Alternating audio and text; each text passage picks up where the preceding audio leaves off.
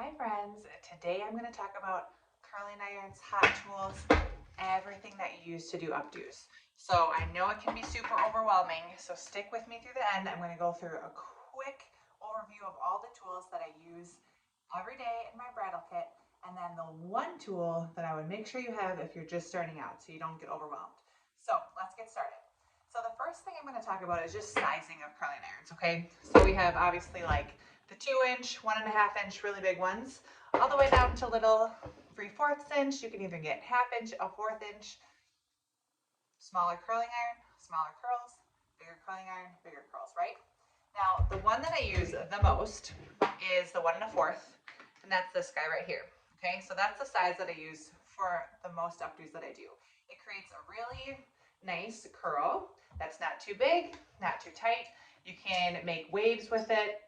It holds pretty nicely, but it's a very good in-between curl that is just really versatile and works well on most updos that you're going to do. And so I really like this curling iron for that reason, because it makes a nice kind of in-between curl, right? Now, I also keep a really teeny one in my toolkit. Why? Because when you get somebody who has naturally curly hair and you want to mimic their curl, you want to have the same size as their curl. And a lot of people with naturally curly hair have about a 3/4 inch or so curling iron. So that's why I keep this one in the kit. And you can see that if I wrap the hair around this curling iron, it's going to create a very small, tight curl. So you can have a variety of sizes in your kit for different types of hair, for different curl types that you want to create, and for different updos that you want to do. So you can see how tight that one is. But the important thing is that you at least have one curling iron that's a good in-between size. So my favorite one is, like I said, the 1 1/4, and I use that the most, and it's the most versatile. Now, also in the 1 1/4, I have a clipless wand style of a curling iron. So I keep 2 wands. This one's 1 inch. This is 1 1/4 inch. And the 1 1/4 inch makes a little bit bigger of a wave. And I like to use the clipless one to wrap the hair around. And the reason that I find this easier than just holding open a clipped curling iron, is because you can get closer to the scalp with it. See how I'm getting really close here? And you can utilize the entire wand rather than having that clip in the way. So this obviously wasn't turned on because nothing happened, but you get the gist. You can get really nice and close to the scalp with this one. And so I use it for Hollywood glam waves. I use it for kind of beachy waves. That's what I use this for. Now, I also like to have my smaller wand that's clipless, okay? The great thing about these is, like I said, you can get really close to the scalp. So I'm getting nice and close, nice and close, nice and close. But you can also get these in extra long. So if you're dealing with someone who has really, really long hair, the beautiful thing about these is that you can get more hair on the wand if you get an extra long one. So that's a nice one to have in the kit. You can see how this creates a nice big curl with some good volume at the base, because I was able to hold it nice and close. And I can't do that as well with one with the clip, because I'm just opening it and I just can't get it quite as close with this clip that's in the way. So having the clipless one, the wand, is great for that. Okay, so the next thing I wanted to talk about briefly is the Marcel iron versus a clip iron. So if you went to beauty school, you had to learn how to use a Marcel. If you did not go to beauty school, then typically you're using the one with a clamp, and this is what you get used to. That's what we use in ourselves, right? So coming out of beauty school, I use these a lot. And the great thing about these is, it's called a Marcel iron, is that you can be hands-free. So you're using one hand with it, and you can roll the curling iron up and have the other hand free to be getting your next section ready, to be using a comb in here if you need to be spraying with product, whatever you want to do. But you have your hand free because you're only using one hand. So in my experience, I like to have one of these on hand, because when I'm doing really short hair, it's helpful to have a comb that you're using the comb to help grab the hair and use your curling iron with. Okay, so I have one hand with my comb, one hand with my curling iron, and that's what's nice about these. If I have shorter hair, I'll often use a Marcel iron, but I have found, for ease on my wrist and what I find to be the quickest and most efficient way for me, myself, to do updos, I like to use the clamp, and that's just what works well for me. So I say there isn't a right or wrong.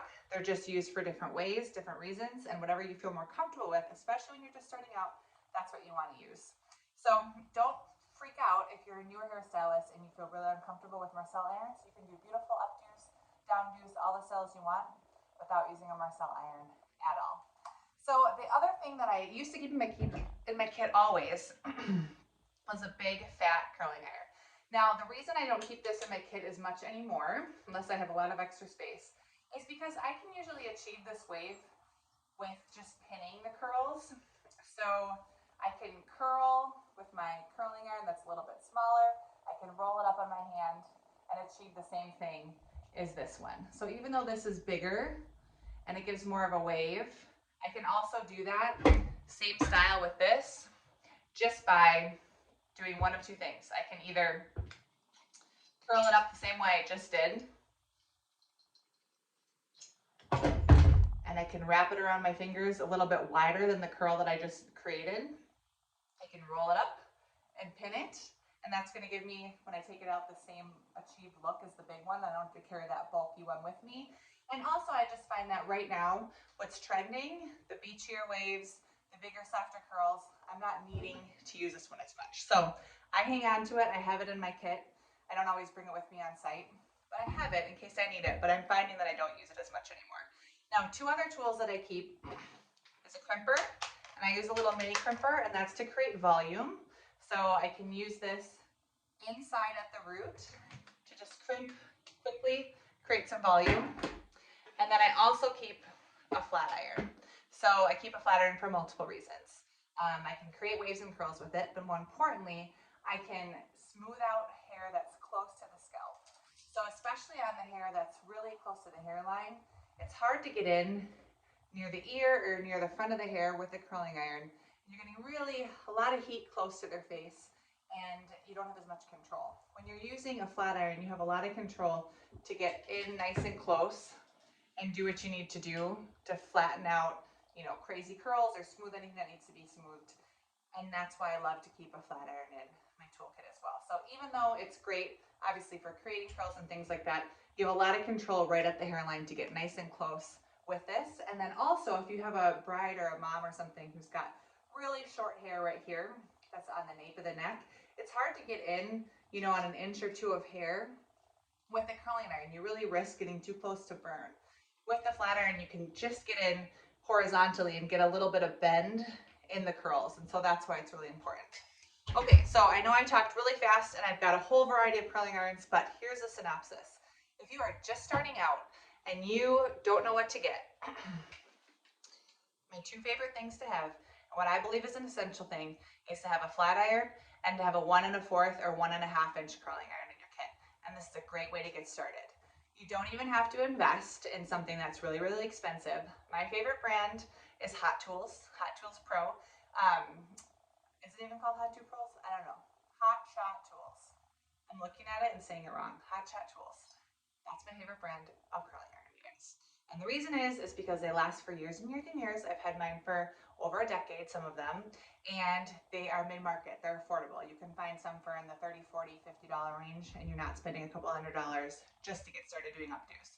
So if you're like, hey, I want to add a few brides to my repertoire, I want to get started doing wedding hair, I don't have a lot of money to invest in a huge kit, these are the two things that you want to have. You want to have a flat iron, and you want to have a curling iron that's an inch and a fourth or an inch and a half, and those will be your best friends. Hot Shot Tools is a great brand to get started on your curling iron.